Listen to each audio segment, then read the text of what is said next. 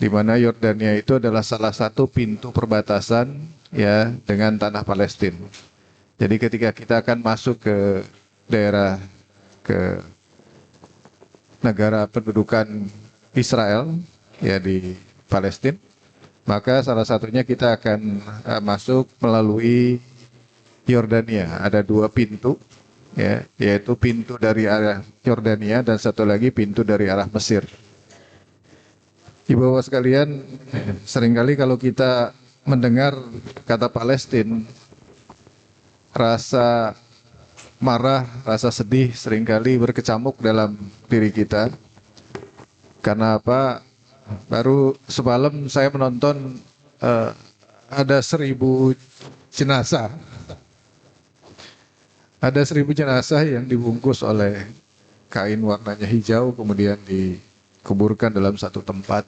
Ya, kemudian yang terdiri dari laki-laki, dari anak-anak dan juga orang dewasa yang terbunuh di tanah yang harusnya merdeka.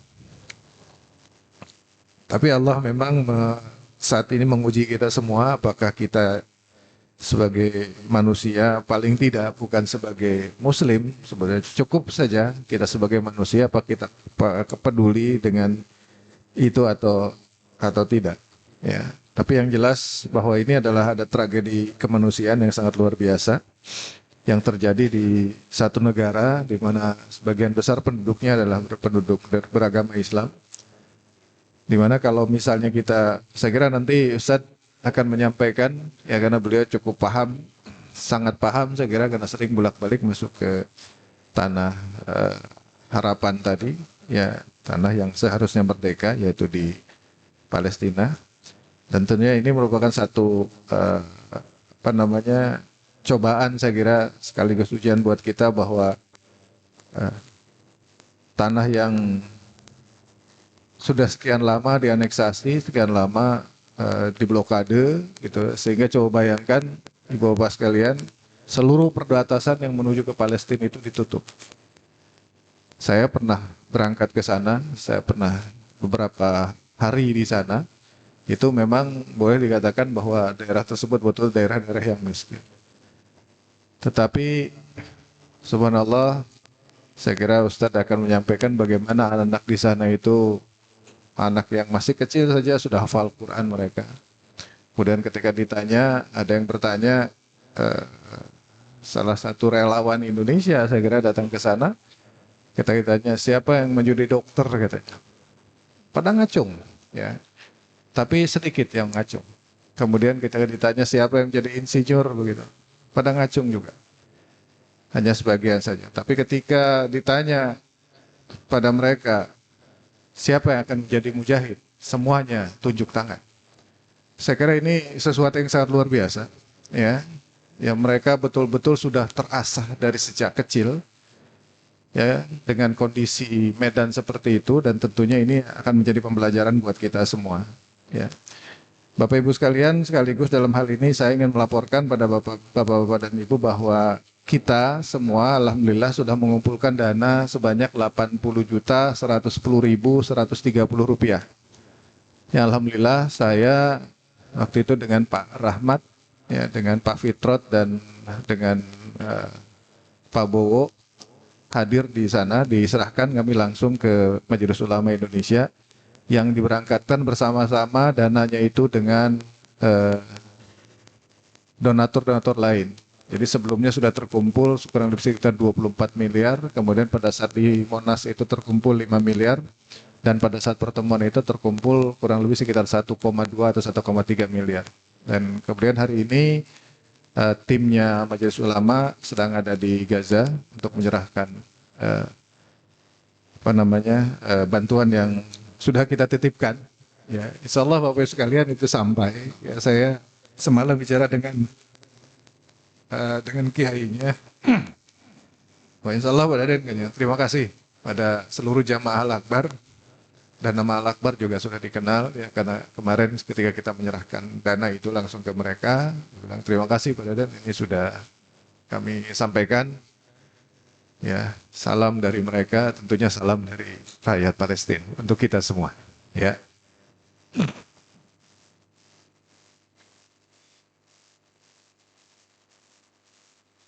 Eh, Bapak Ibu sekalian, saya ingin laporkan juga bahwa kegiatan kita untuk eh, kita punya kegiatan, alhamdulillah dana kita yang kita terima pada bulan Ramadan itu berupa zakat mal, ya zakat mal waktu itu kurang lebih saya lupa angkanya berapa ratus juta waktu itu. Tapi kemudian salah satu program yang kita laksanakan adalah perbaikan rumah dari para karyawan Ermas ya RW 15. Dan untuk periode pertama ini sudah ada 6 rumah yang sudah diperbaiki ya. Alhamdulillah saya bersama Pak Slamet kemarin dengan Pak Fitrot juga melihat ya kondisi rumahnya ya dan mereka sambil menangis menyampaikan terima kasih pada seluruh jemaah. Ya masih ada 6 rumah yang sudah kita laksanakan. Kita nanti saya baca sebentar ya.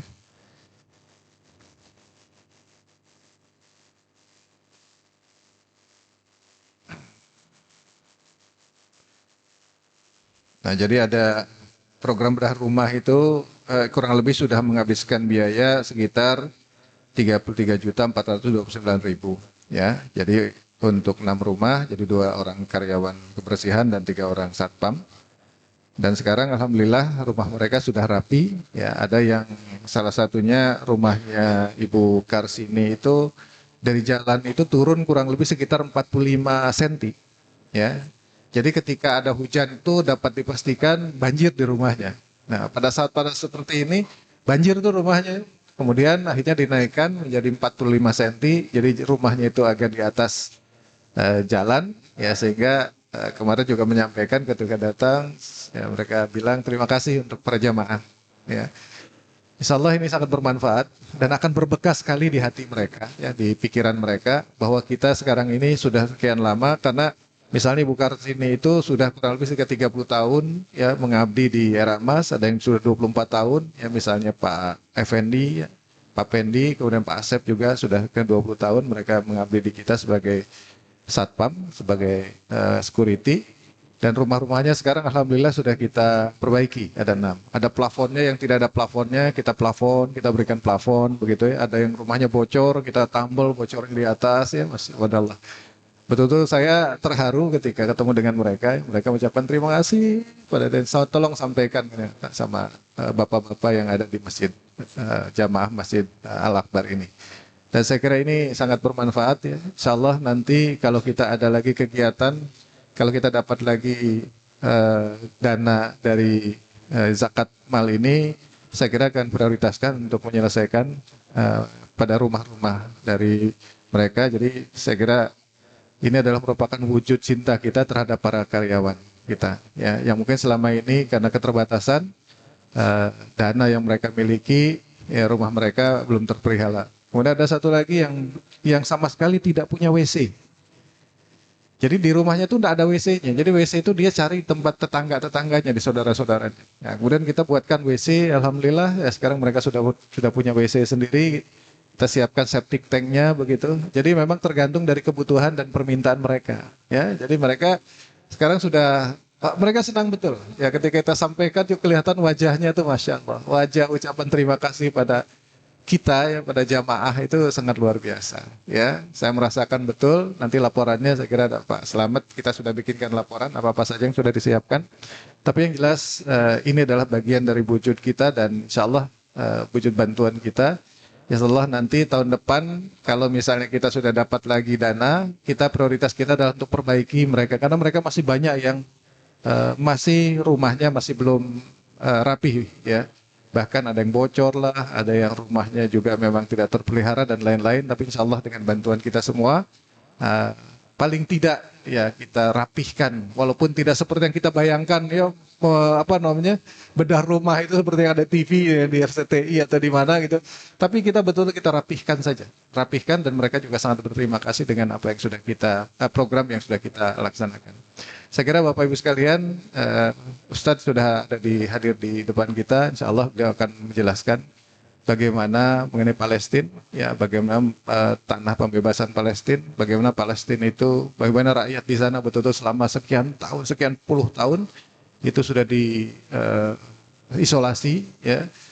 makanan juga betul sangat sulit di sana, tetapi saya kira Allah sudah memberikan kebaikan dan itu adalah bentuk dari perjuangan kita, paling tidak doa-doa kita panjatkan sama mereka dan alhamdulillah kita sudah mengirimkan tadi sudah sampaikan 80.110.130 rupiah yang insyaallah ini akan sangat bermanfaat dan mudah-mudahan nanti kita juga akan ada program seperti ini lagi sehingga kepedulian kita tuh bisa kita tampakkan bahwa kita peduli dengan rakyat Palestina. Terima kasih. Assalamualaikum warahmatullahi wabarakatuh.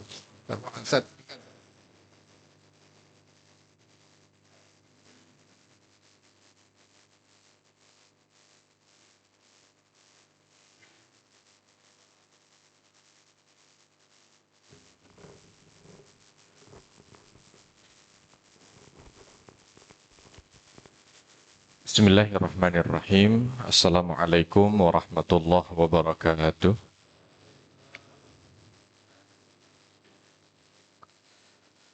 Alhamdulillah wassalatu wassalamu ala rasulillah ya maba'at rabbi syrah li sadri wa yassir li amri wahlul 'uqdatam min lisani yafqahu qawli. Allahumma 'allimna ma yanfa'una wanfa'na bima 'allamtana. Allahumma hdina wahdi bina waj'alna sababan wa sabilan liman ihtada. Segala puji hanya bagi Allah, salawat dan salam semoga senantiasa tercurah kepada junjungan kita Nabi besar Muhammad sallallahu alaihi wasallam. Bapak Ibu yang dirahmati Allah, yang pertama saya mohon maaf.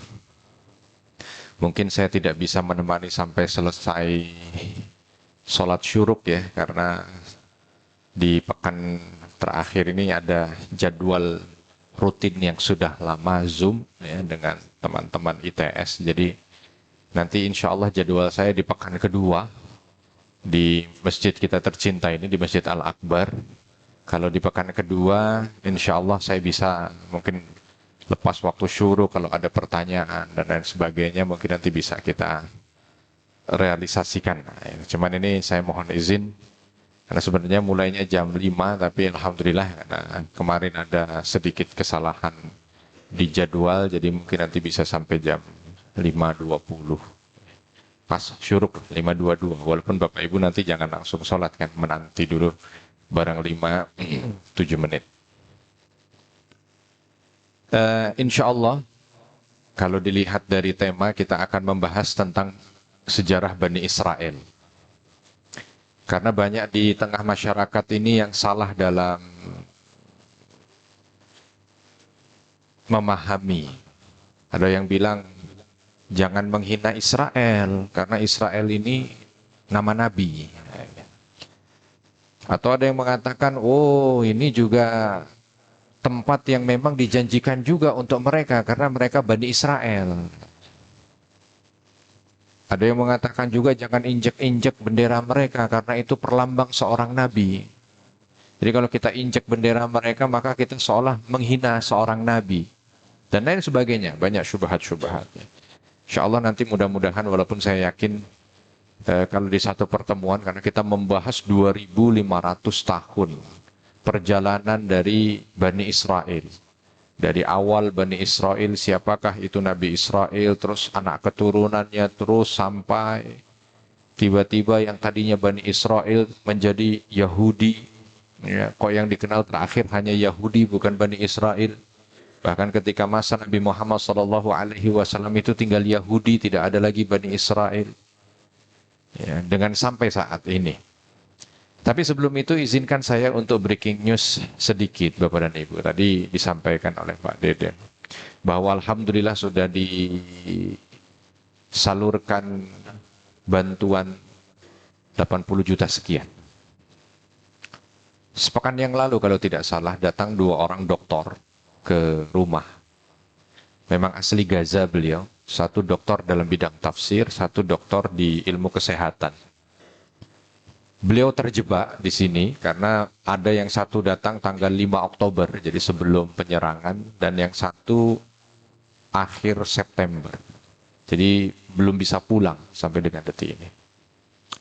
Yang satu anak istrinya masih di sana. Yang satu hanya bawa keluarga intinya saja, anak istri, tapi keluarga besarnya juga masih di sana. Dengan berbagai macam cerita panjang, kita dari duhur sampai isya kita berbicara. Di antaranya yang ingin disampaikan juga di sini saya berbagi, Bapak dan Ibu, ternyata sebelum bantuan materi kita sampai, bantuan non materi kita lebih dulu dirasakan. Ya.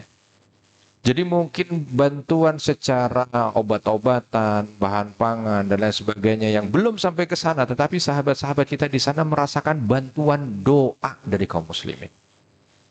Ada momen di mana dulu waktu ya sepekan yang lalu ya ketika mereka datang ke sana itu, ketika mereka datang ke rumah itu momen lagi agak sedikit berat itu. Bombardir yang luar biasa.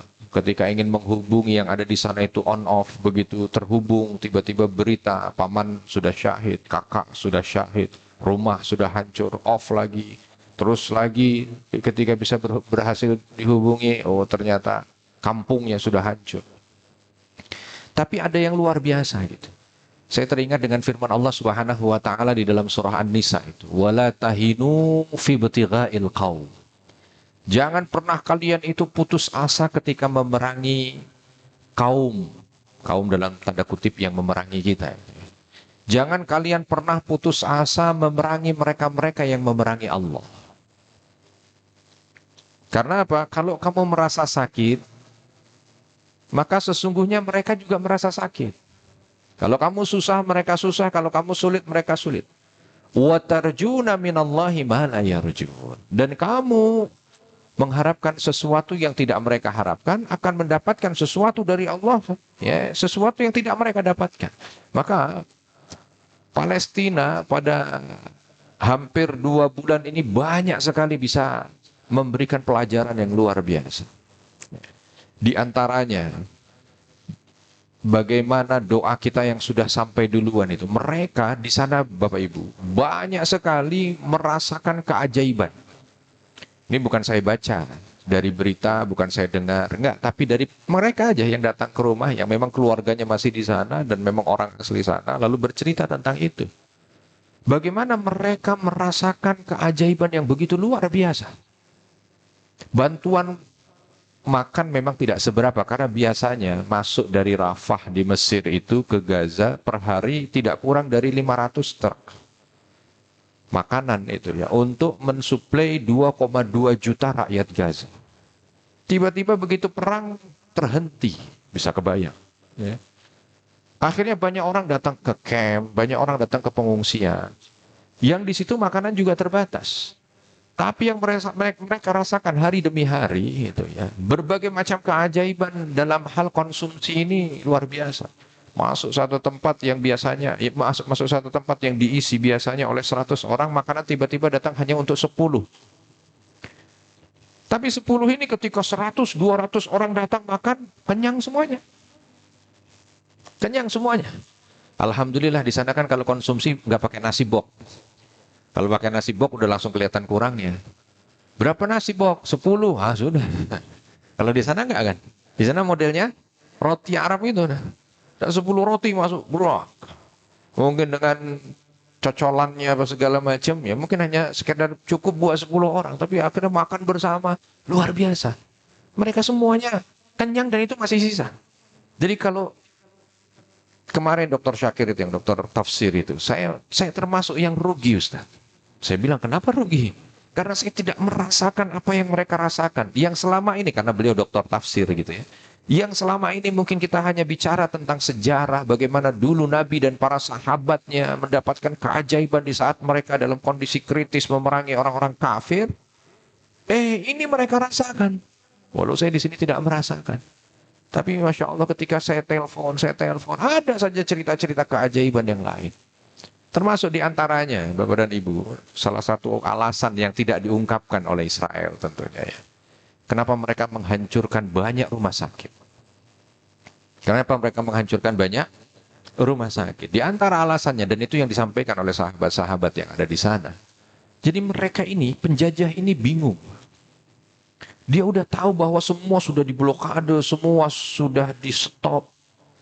Mereka tahu jumlah rumah sakit berapa, mereka tahu obat-obatan yang ada di sana bagaimana.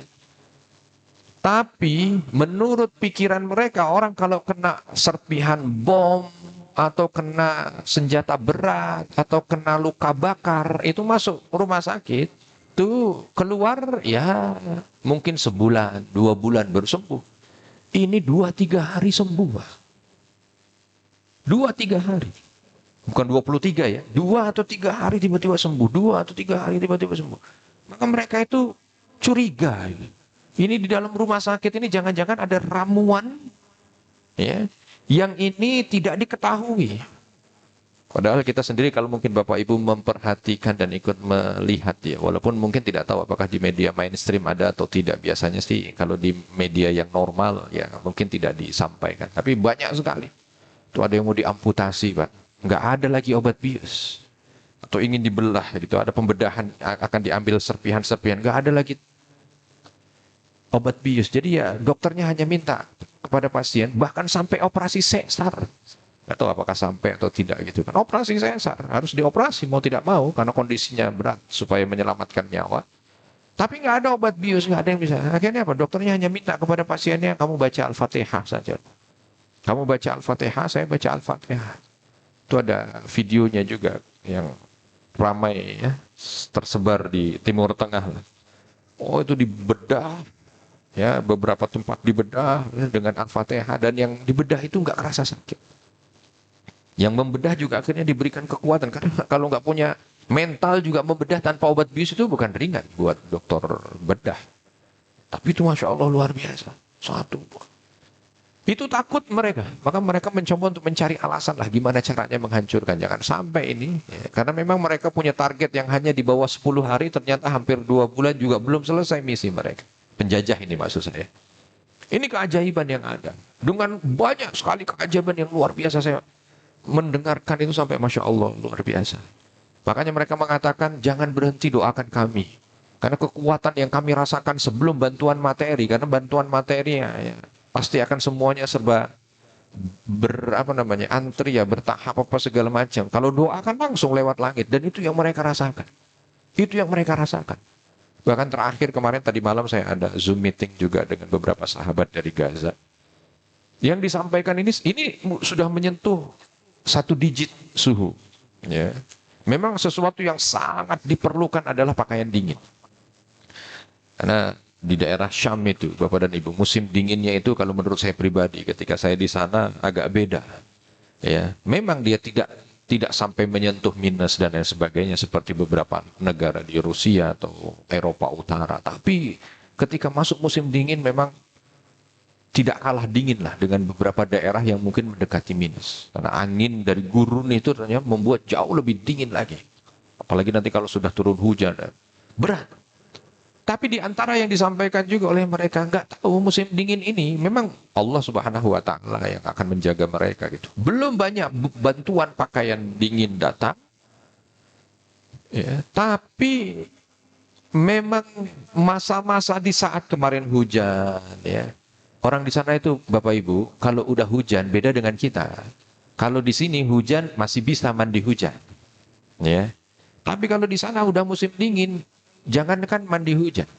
Ya, kalau udah deres gitu ya. Karena apa? Suhu itu langsung drop. Misalkan sebelum hujan 12, begitu hujan langsung mungkin 2 derajat. Hujan itu membuat suhu langsung berubah gitu kan. Jadi dingin. Tapi alhamdulillah mereka merasakan nggak tahu nih hujannya seperti hujan musim panas saja. Jadi nyaman, kita enak. Ya. Bahkan justru malah kita merasa musim dingin ini membuat tidur kami itu lelap. Gitu. Ya.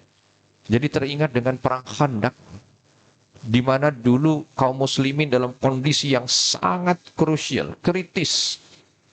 Yang satu musuh ini bergabung dengan berbagai macam afiliasinya sampai jumlahnya itu banyak sekali. Dan kaum muslimin dalam kondisi paceklik, susah, tidak memiliki bahan yang cukup untuk perang. Yang di sini hujan, yang di sini hujan, sama-sama hujan, tapi yang di sini hujannya membuat tenang. Dan yang di sini hujannya bikin kalang kabut, ya. Dan itu terjadi sekarang. Itu terjadi di Palestina. Ya. Belum lagi yang lain tadi. Apa yang terjadi di Palestina ini, Bapak dan Ibu sekalian yang dirahmati Allah, mengguncang dunia. Di antara yang mengguncang dunia, mungkin ini juga tidak banyak diberitakan di media mainstream. Islamic Center yang ada di beberapa negara-negara yang minoritas Muslim, Eropa, Amerika, karena memang banyak berita itu yang sampai ke sana gitu. Itu namanya mushaf habis. Jadi kalau mau bikin bantuan sekarang orang-orang sana jadi dua, ada yang dioper ke Palestina, ada yang memang sengaja untuk bikin mushaf saja karena memang di antara aktivitas Islamic Center kalau di negara-negara yang minoritas itu adalah membagikan mushaf, Pak. Membagikan mushaf, membagikan Al-Quran. Makanya yang menjadi objek buat mereka yang tidak suka dengan Islam, membakar Al-Quran. Karena yang dicari oleh mereka itu tadi, bukan yang lain. Nah ini habis di beberapa negara habis. Dan ternyata itu habis hanya disebabkan karena satu video yang viral di negara itu. Saya nggak tahu, saya mau mencari di sini saya nggak dapat karena saya hanya dapat di bahasa Arabnya saja. Momen di saat bombardir yang luar biasa, di saat rumah sakit masih beroperasi, mungkin kurang lebih 10 hari yang lalu atau 15 hari yang lalu. Itu kan mereka, sahabat-sahabat kita di sana, di antara senjata yang digunakan adalah handphone mereka. Ada apa mereka videokan, ada apa mereka. Ini ada satu anak, ini yang luar biasa nih, membuat banyak sekali orang-orang dapat hidayah di Eropa. Ada seorang anak, usia 11 atau 12 tahun, bawa anak kecil. Ketika diangkat, ini anak memang 1/5 kepalanya sudah sudah hilang, netes sampai keluar bahagian atas. Dibawa ke rumah sakit. Pas lagi lewat begitu nak, mana bapakmu? Kok kamu bawa sendiri ini? Anak ini bilang dengan gagahnya, ayahku sudah meninggal sepekan yang lalu. Sudah syahid. Nah ibuku baru 3 hari yang lalu aku keluarkan dari puing reruntuhan apartemen. Aku bawa ke sini juga. Nah sekarang ini siapa? Ini adikku. Baru saja kena bombardir lagi. Aku bawa ke sini, aku hanya ingin tahu dia masih hidup atau tidak. Namanya anak kecil kan nggak tahu. Bagaimana cara melihat dia hidup atau tidak. Akhirnya dibawa, digotong. Di video itu masih tetap ngikutin menuju ke salah satu dokter. Dokter itu tanpa memeriksa sudah tahu kalau ini meninggal. Maka dielus kepala anak itu disampaikan, nah adikmu sudah meninggal. Apa yang anak ini nangis jerit-jerit? Enggak. Dia langsung letakkan itu di satu tempat, langsung alhamdulillah ya Allah yang sudah mempertemukan adikku dan kedua orang tuaku di syurga. Semoga aku segera untuk menyusul mereka. Dan itu masih on tuh video itu. Langsung ditanya. Karena ini mungkin ditakutkan anak ini gangguan jiwa ataukah mental, kok dia nggak ada nangisnya sama sekali, nggak ada. Nah, yang video ini saya tanya, nah apa yang bikin kamu kok sampai nggak sedih, nggak keluar air mata, nggak nangis jerit-jerit? Yang bikin kamu kuat apa? Anak ini bingung, tengok kanan, tengok kiri, di pojoknya rumah sakit itu ada mushaf. Oh itu yang diambil ditunjukkan. Yang bikin saya kuat ini paman. Karena ayah saya dulu dari saya kecil saya disampaikan, kamu hidup di tanah ini tidak ada yang bisa membuat kamu kuat kecuali ini. Maka ini saja yang bisa saya. Dengan bahasanya yang ala kadarnya, namanya anak kecil yang saya rekonstruksi ulang saja bahasanya. Begitu pokoknya, intinya menunjukkan ini yang bikin saya nggak ada yang lain. Terus dia letakkan lagi, terus dia keluar, nggak tahu kemana. Video nggak mengikuti dia, viral. Dan akhirnya semua orang melihat ini orang. Dan ternyata yang bisa membuat dia kuat itu yang katanya mushaf itu. Maka ramai orang. Bahkan beberapa hari yang lalu ketika ada informasi juga yang menyebarkan awal dan menerjemahkan ini dalam bahasa Inggris seorang ateis, Bapak Ibu. Dan dia masuk Islam. Makanya gelombang masuk Islam banyak sekali di sana. Hanya sekedar melihat bagaimana orang kok yang hidup di masa model sekarang ini, karena tidak pernah dijumpa.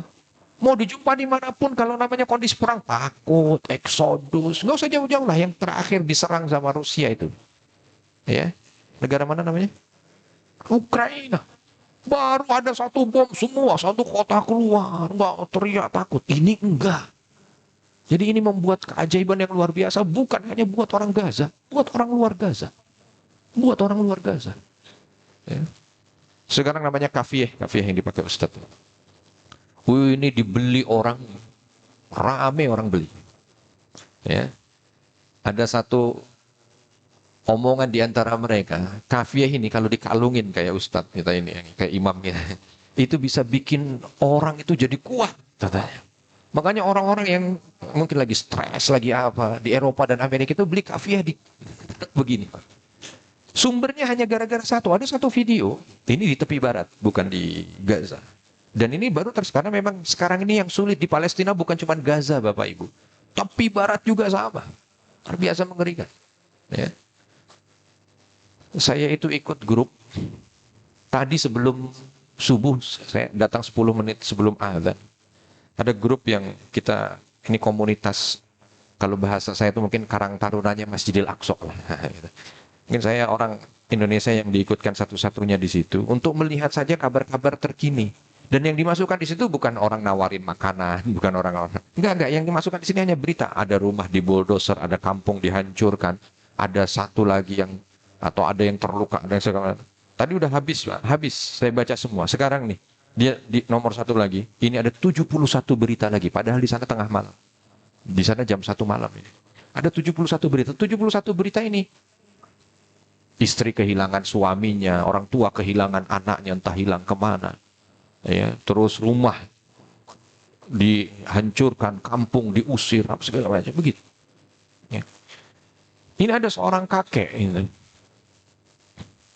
Dia rumahnya mau diboldoser. Kakek ini ngeliatin. Didatengin oleh tentara penjajah. Diusir. Pergi kamu. Ngapain? Kamu nggak kuat, kamu nggak bisa ngehalangi kami, nggak bisa. Udah pergi sana. Nggak ada yang bantu kamu. Apa kata kakek ini? Saya bukan mau menghalangi kamu untuk menghancurkan rumah saya. Sambil pakai, karena udah masuk musim dingin kan. Tadi sambil pakai kafiyahnya itu. Model orang sana. Saya bukan ingin menghalangi kamu untuk menghancurkan rumah saya. Enggak, saya juga tahu diri saya tidak akan mampu. Tapi minimal biarkan saya melihat. Agar mata saya ini nanti menjadi saksi di hadapan Allah Subhanahu wa ta'ala. Atas kekejaman kalian. Hanya itu saja. Silakan hancurkan. Oh, aku dihina oleh tentara ini. Wah. Tapi kakek ini dengan santainya dia lihat. Ya. Lalu dia bawa. Kan prosesnya lama menghancurkan itu. Ya. Mungkin 1-2 jam. Ambil dia hidangkan tehnya di sebelah itu. Dia menyaksikan rumahnya di bulldozer sambil ngeteh. Selesai. Habis itu rata dengan tanah. Jalan ini kakek. Sambil angkat tangan ke atas. Seolah berdoa gitu kan. Cuman karena diambil dari jauh gak ketahuan. Gak kedengaran suaranya. Langsung berangkat. Itu akhirnya menjadi lambang kekuatan. Gimana ada orang menghadapi hal seperti itu dengan ketenangan. Ya. Menghadapi sebuah dunia yang hancur gitu istilahnya. Tenang aja. Nggak ada rasa takut, sedih, was-was. Sedangkan di belahan dunia lain, masih 5 tahun lagi dia pensiun. Masih 5 tahun. Bukan besok pensiun. Masih 5 tahun lagi pensiun. Sudah bingung. Duh, gimana nanti kalau pensiun? Gitu kan. Tokonya mungkin baru sepi sedikit atau kemungkinan bisnisnya agak turun atau udah pusing. Ini orang dunianya hancur. Tapi ya. Makanya yang viral, nah kalau di Indonesia viral yang ini video ketika ada 2 paramedik supir ambulan. Itu dia minum jus di pagi hari karena orang sana biasa minum jus. Lalu dia videokanlah percakapannya itu, ya. Dia bilang, ini mungkin jus terakhir kita ini. Ini 10-15 hari yang lalu juga. Banyak bombardir. Sebelum tentara penjajah ini masuk, jadi mereka mengandalkan bom dulu kan. Mereka sambil bawa ambulannya itu, mereka minum jusnya itu sambil mengatakan, ini mungkin jus terakhir kita. Sebelahnya malah bilang, alhamdulillah kalau ini jus terakhir kita. Berarti insya Allah maghrib nanti kita akan minum jus jauh lebih nikmat. Di syurga. Sambil Masya Allah, amin, mudah-mudahan. Dan kita akan bersama dengan orang-orang yang kemarin-kemarin kita antar dengan ambulan kita jenazahnya. Sambil senyum mereka jalan. Coba bayangkan, ada orang menghadapi kematian dengan model seperti itu. Di saat banyak manusia yang kalau dengar kalimat mati itu takut. Ya. Belum siap. Ya. Udah siap meninggal Pak? Belum, padahal udah 82 tahun usianya. Masih belum siap. Ya, ditanya, kenapa belum siap? Belum cukup bekal, terus sekarang ngapain? Ini enggak gitu, dengan bahagianya. Model-model seperti ini seolah ini menjadi inspirasi dunia, ya. Ya, menjadi inspirasi dunia. Bahkan termasuk kita sendiri, ya, bahkan termasuk kita sendiri. Sesuatu yang Masya Allah luar biasa. Bahkan kemarin waktu di Monas itu kan ada satu puisinya dari Bu Retno Marsudi itu yang menceritakan tentang bagaimana anak Gaza. Itu mereka sebelum tidur nulis nama di tangan, Pak. Ya. Karena waktu masa bombardir kemarin sebelum penjajah ini masuk melalui darat, itu kan malam bombardirnya. Banyak orang yang paginya udah, ya tidak malamnya masih bisa, paginya udah. Kadang-kadang kalau kenanya muka segala macam nggak bisa dikenali. Kadang-kadang banyak kelihatan cuma tangan. Maka mereka melihat harus tulis tangan. Ditulis tangan. Namaku ini. Ya. Dengan senyuman loh. Anak-anak kecil nggak ada takutnya sama sekali. Sampai ngomong, sudah tulis nama, sudah nih. Jadi kalau kamu dapat saya, ini ya nama saya. Ya. Ini ya nama saya. Wafat itu sebagai kebanggaan. Bahkan suami-suami itu bilang sama istri dan anak-anak perempuan ya, kalau tidur jangan lepas mukena, bahasa kita, mukena orang sana itu, jangan lepas jilbab. Biar kalau malam ini ternyata adalah malam terakhir kita, kalian ditemui oleh mereka-mereka yang mencari jasad kalian itu dalam kondisi menutup aurat. Kalau namanya wudhu itu sudah biasa, batal wudhu dengan air ala kadarnya, wudhu. Bahkan di antara mereka lebih mengedepankan wudhu dibanding dengan minum. Ini juga di antara keajaiban yang lain. Tadi malam saya Zoom meeting mencoba untuk bagaimana mengatasi lah problem air dengan teman-teman yang ada di Gaza. Tapi di antara pengakuan yang mereka sampaikan, ini kadang-kadang juga orang-orang ini wudhu lebih utama, lebih dikedepankan. Jadi seolah hidup mereka itu siap banget untuk menghadapi kehidupan berikutnya. Coba bayangkan. Ini kan sesuatu yang menjadi pelajaran. Kadang-kadang saya mikir, kita kadang-kadang nangis ngelihat mereka, nggak kuat. Ya, dengan segala macam bentuk penderitaan apa. Tapi saya kadang-kadang berpikir ini sebenarnya yang harus kasihan saya kepada mereka atau mereka kepada saya. Secara duniawi saya kasihan dengan mereka, sulit hidupnya, tetapi secara ukhrawi kayaknya mereka itu jauh lebih tinggi derajatnya nanti dibanding dengan saya. Ya. Bukan ada orang yang mengatakan, nggak tahulah ustadz atau apa, sih tulisannya di situ ustadz itu. Saya kadang-kadang takut sendiri. Ada yang bilang, oh orang Palestina ini wajar dia nggak menang karena tauhidnya masih belum benar. Saya bilang, tauhidnya masih belum benar. Tauhid mana yang belum benar? Apakah disebut tauhid benar itu kalau di atas kertas ujian nilainya di atas 9? Itu yang disebut tauhid. Bagaimana mereka tauhid tidak benar gitu? Orang mereka itu mampu untuk bisa memasrahkan semuanya kepada Allah dengan pasrah yang luar biasa dan meyakini betul bahwa pertolongan itu dari Allah. Coba bayangkan. Apa ada orang kalau tidak punya tauhid, Pak, tidak mengesahkan Allah dengan sebenar-benarnya pengesaan, sarapan pagi, ya, ini juga banyak videonya beredar, tapi nggak tahu kalau di kita ya, karena ini banyak di daerah Arab. Sarapan pagi roti mereka itu, mereka sambil makan, ini roket di atas. Roket yang, cuman mereka hanya bilang aja sambil sarapan pagi, roket terlambat. Nah biasanya malam datang ini masih diluncurkan, roket terlambat. Sambil makan, orang jalan-jalan biasa aja, luar biasa. Kita baru gempa 2 detik, udah betul, mereka luar. Keyakinan mereka. Jalan-jalan aja. Ditanya oleh seseorang sambil guyon juga, diamu. Roket. Mati nanti kamu. Kata orang tua ini, biasa ngomong di sana, ya paman. Sambil jalan, sambil santai dengan tongkatnya, takdir di tangan Allah. Takdir di tangan Allah. Yang penting kita wafat dalam kondisi terbaik. Orang yang ada di pasar ngomongnya begitu. Lalu dibilang kalau tauhidnya belum kuat. Masya Allah. Luar biasa. Di antara apa yang kebaikan yang bisa kita lihat. Belum lagi apa yang ada di situ menghancurkan musuh. Bayangkan musuh itu menjadi kalang kabut. Menjadi kalang kabut.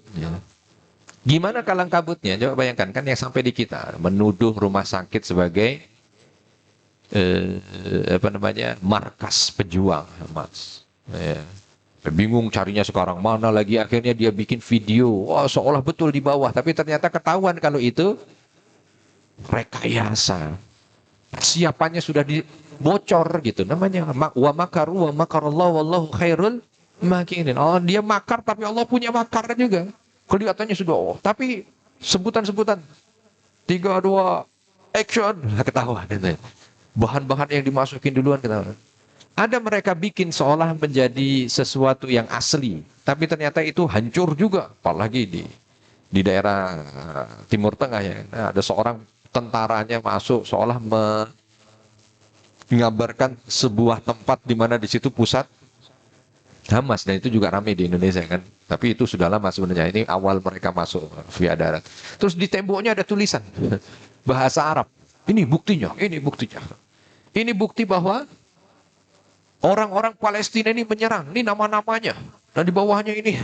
Padahal di situ tulisannya Senin, Selasa, Rabu, Kamis, Jumat. Terus ini biologi, kimia, fisika. Terus bawahnya lagi matematika, bahasa Arab. Jadwal sekolah. Dikira. Dia tunjuk hari Senin, Mas. Ini serangan yang paling berat, ini serangan yang paling berat. Kata orang-orang yang ada di sana. Memang kami masuk kantor paling susah hari Senin, katanya. Banyak sekali model-model yang begitu yang akan membuat mereka kalang kabut. 30%, Pak. Mungkin sekarang lebih kali, karena ini data udah setengah bulan yang lalu. Orang Israel itu eksodus. Bandara mereka yang namanya Ben Gurion itu penuh orang mau keluar. Penuh orang mau keluar. Karena di Israel tuh biasanya mereka punya warga negara yang double, Pak. Ya, antara dia punya Israel tapi punya Amerika, punya Israel, punya Perancis, punya warga negara Israel, punya Inggris. Kalau Indonesia kan nggak boleh ya. 2 warga negara nggak boleh, 1. Kalau Israel boleh, mau 5, mau yang penting. Saking mereka pingin orang datang ke sana. Sekarang eksodus, pergi. Pergi. Ngapain mereka pergi? Takut. Rasa takut. Terus apa lagi? Kemarin ada beberapa cerita yang rame di Raya namanya, di medianya Jordan. Itu video yang viral, seorang mati lampu. Mati lampu, bikin ngakak betul ini, Bang. Mati lampu, orang Israel nih, mati lampu. Begitu mati lampu, ada yang buka pintu dipukulin. Begitu ketahuan dibuka, ternyata kakaknya. Saking dia takut gitu, kalau mati lampu yang masuk ini orang Palestina, dia takut, dia pukuli. Ternyata yang dipukuli kakaknya. Rasa takut luar biasa. Di sana itu mengerikan. Ya. Jadi orang hidup dalam ketakutan. Itu lebih susah ya dibanding dengan yang tadi. Memang roket akan, tapi hidupnya tenang. Jadi betul-betul lah. Makanya tadi sahabat saya yang doktor tafsir ini dia mengatakan sebenarnya saya ini agak sedih tidak bisa hadir di sana karena tidak merasakan apa yang mereka rasakan dari segala macam kebaikan. Dan ini hadir dari apa? Hadir dari doa-doa kita. Maka jangan putus, Bapak Ibu, jangan putus. Doa kita itu luar biasa. Yang kita sampaikan itu memberikan kekuatan. Yang kita sampaikan. Tentara Israel itu paling susah untuk bisa diminta berperang. Bahkan sekarang daerah perbatasan sepi. Nggak ada orang rakyat yang mau tinggal di situ lagi. Lari semuanya. Karena mereka memang takut mati. Akhirnya apa? Ini ada gencatan senjata dengan pertukaran tawanan. Itu namanya pertukaran tawanan. Untuk menyambutnya mereka bikin semeriah mungkin. Wah, pokoknya mereka bikin supaya orang akhirnya merasa bahwa kalau mereka itu jadi tawanan dan dikembalikan itu dihormati. Tapi yang mau datang untuk penghormatan sepi. Jadi rapuh mereka itu. Makanya sahabat-sahabat kita di sana itu kalau lagi ngomong gitu ya, akhir perkataannya itu yang saya nggak habis pikir. Semangat mereka ini, teman-teman di Palestina ini. Kalau habis lagi apa selesai misalkan Zoom meeting atau apa, insya Allah kata mereka, naltaqi fil Aqsa muharrara katanya. Insya Allah kita akan ketemu di Masjidil Aqsa dalam kondisi merdeka. Langsung yang satu bilang qariban insya Allah, dekat waktunya kita merdeka, udah bentar lagi kita menang. Saya bingung, punya keyakinan yang luar biasa gitu. Padahal kalau dilihat dari kondisinya, madu udah mengerikan. Habis semuanya. Tapi mereka itu satu dengan yang lain, bukan kalimat-kalimat pesimis. Yang ada justru kami sebentar lagi perang. Kami sebentar lagi menang. Ini tanda-tandanya sudah dekat. Saya jadi teringat ketika dulu di perang Khandak itu, sahabat dalam kondisi yang terjepit ya, tertekan, musuh sudah mendekat. Tiba-tiba ada satu batu yang nggak bisa dipecahkan oleh mereka. Dan dalam kondisi serba tegang itu langsung mendatangi Nabi. Karena para musuh sudah makin mendekat. mendatangi Nabi dan mengatakan, Rasul, ini tidak bisa kami pecahkan ini. Lalu Nabi datang. Nabi juga samalah tenaganya dengan yang lain, nggak mungkin bisa. Lalu dipecah, dipukul oleh Nabi, dan ketika dipukul nggak pecah, tapi keluar percikan api. Nabi hanya menyampaikan, aku lihat di percikan api itu Persia akan ditundukkan untuk kalian. Allahu Akbar, takbir. Yang tadinya mungkin sudah agak lelah dengan bikin parit yang begitu panjang. Pukul lagi oleh Nabi. Wow, keluar percikan api. Lalu Nabi mengatakan, aku lihat Romawi akan ditundukkan untuk kalian. Dipukul lagi. Aku lihat Yaman akan ditundukkan untuk kalian. Dan semuanya bertakbir dan semuanya mengangkat palunya, dipukul bersama, pecah.